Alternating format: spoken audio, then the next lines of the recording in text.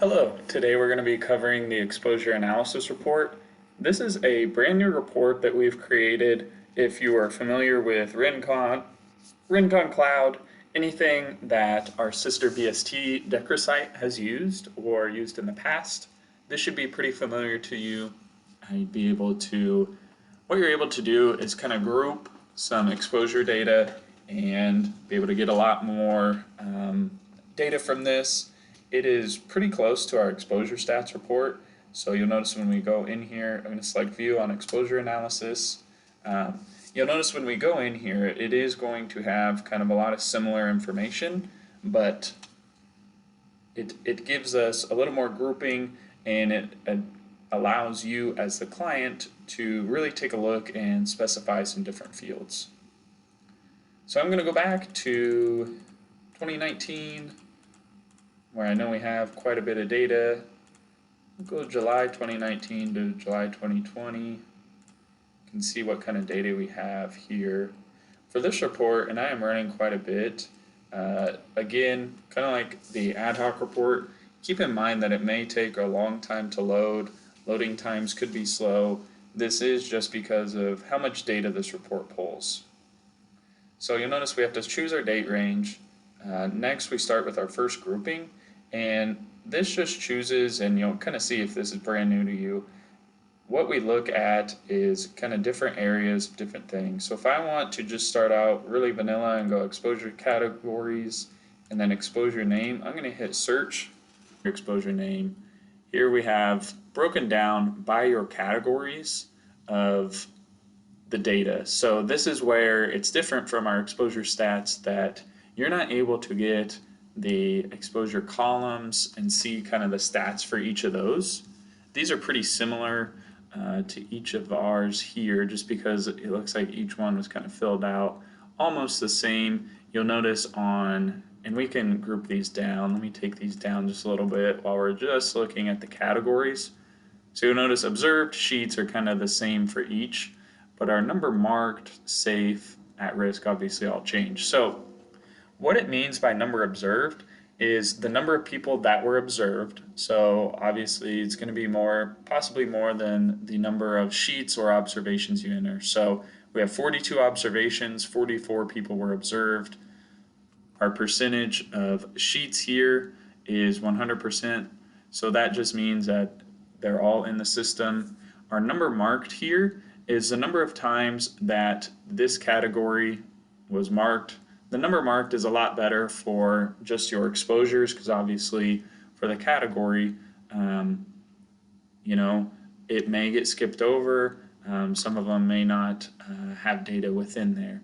So number marked is just how many times, and if I open this up for a line of fire here for this, so we have 42 observations that are in the system, 26 were line of fires were answered, so that's a 59%.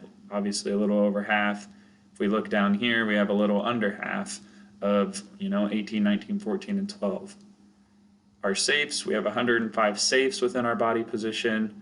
22 of the 26 here were percentage safe. 5 of our 26 were at risk. So we get the percentage safe and at risk for those. If you're using barrier or SIF, you will be able to mark those. And the number SIF is from the system SIF, not any variables, nothing like that. If you do have a variable or flag, you can find it within this grouping. So if these are some of the information you don't need, especially for your printout, you can remove these. I did that by selecting the 3 dots, brings up columns, and then you can hide some of that data. I mentioned occurrences in my ad hoc video. So the number of occurrences is if you're using, when you're entering your safer at risk, if it's not just your safer at risk button, if you have the option to enter numbers next to those, that is an occurrence. So that means that you can have, if you're observing 3 people, 2 can be safe, 1 can be at risk. You can fill your system out. You can fill your checklist out that way. So occurrences, I'm not going to use that. I'm just going to remove that out of there. So now that I have our checklist here, we have our 542.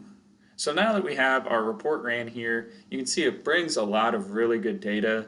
The best thing about it is that you can look at categories. If you're just looking at exposure name, exposure state, you are able to just gather this information by category. So then you're able to really break it down by your categories and exposures. And then if I scroll down here, you notice I have a fixed grid here at the bottom. This is a running total for everything. So we have 11 at risk, we have 339 safe, 349 times it was marked out of 44 observed people from 42 observations. So if I open this filter up, I'm only looking at the CBI checklist because it gives us a really good view of categories and exposures. You can break this down by org. So you can look at specific locations. You can filter out your departments, things like that. So keep that in mind when you're looking at it. So if we want to get into a little bit different data, you'll see here you can go no grouping. So if you just want to look at your categories, say that's all I want to look at, I don't want to see any of that other information, you can have that and keep this report exported out. Again, manipulate it within Excel. And then same thing with exposure name. If we want to see that, we can.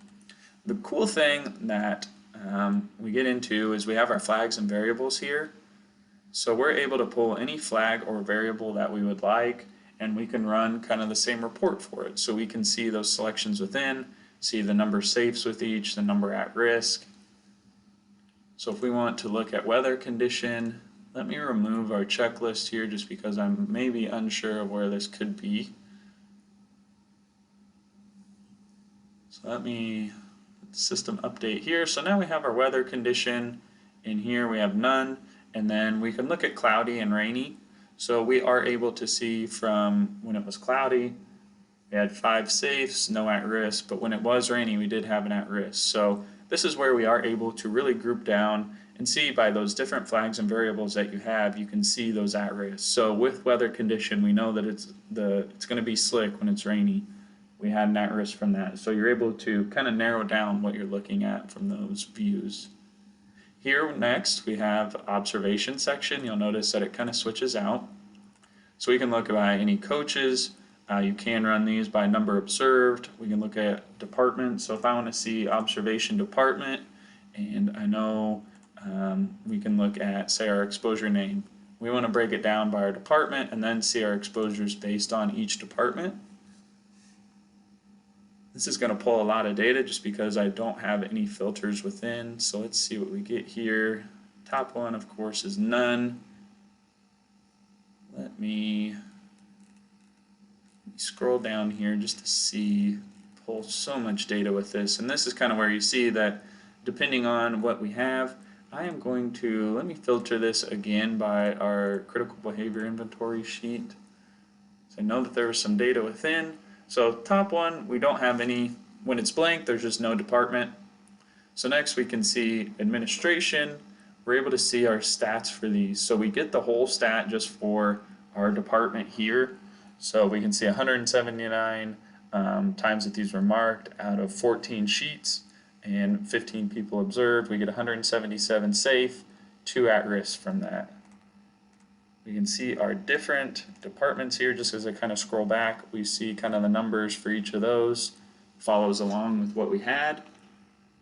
But you are able to break this out, and then you can see those specific data points here. This is where it gets a little bit better than what we have from the exposure stats report. You are able to do department, and then if you want to look at specific areas like number observed, if you want to do observation department by observation area, we'll see if we have an area within each. So we do. So we see none and none, administration, no area, we have loading dock and then warehouse. So you're able to break these down a whole lot of ways, very differently. Again, 11 at risk, 44 observed, 42 sheets. So all those data stay the same. It's just breaking it out different ways that you can group these by. Just showing you some of the other ones. You can break it down by observers as well. So if you want to see how observers are doing, you can look at that, where they've been observing. So if you want to do by observation department, and you can see kind of the data that they put in there. We have our observer numbers that are listed, and then we break it down by, and this I'm only looking at the observer ID. So if you don't want to break it out, you can do an ID only. From here would be our adaptive ID. Internal ID only would be your internal ID. So most of the time, depending on what you want to look at, if you have internal ID, or you can do name and internal ID, that's going to be your information. So for those here, we can see my stats. As I'm looking at this, I've observed in the administration and then line A32 departments, we can just see what I've entered in, a lot of safes, and then some zeros then for some others. So breaking it down just by different observers, you can really group by different things. And this is a great thing to play around with and keep these by whatever you would like to view by. It's a great endless kind of possibilities for a report here, and it really helps because I know we've gotten a lot of requests for those custom reports to kind of have the same information. Now we hope with having our observer stats, the observation, and then our flags and variables that you're able to get kind of that information you wanted, and then you're able to build it out here. Again, we do have filtering, so you can save by certain checklists, certain orgs to take a look at. We do have department areas and shifts observed, so if you're wanting to look at, say for this one, we know that I entered one in administration. If we just want to see our administration department, now we can really break it down by those. Again, filters, you can save these. And then if you want to go into observer side, so the departments, areas, and shifts that your observers are attached to, you can view those as well and save those out. So you'll notice at the top too, we don't have any place here to export. This is next to the filter, so it's just a drop down arrow. We can pull it to Excel. We can go to PDF as well. I hope this helps on just some extra tips, tricks, things like that for your report. If you have any questions, again, feel free to reach out to your manager, ask them about it. If you are the manager or the admin for the location, then feel free to reach out to your account manager. We'll be more than glad to help you out. And for this report too, it is kind of in the early stages, so we will be making some more changes to this, things like that, trying to just give you as much information as you can. So please follow along with us. And again, make sure on your date range, just keep those kind of as low as you can for right now to run this, because it is pulling a lot of data points. But thank you. Hope you have a great day.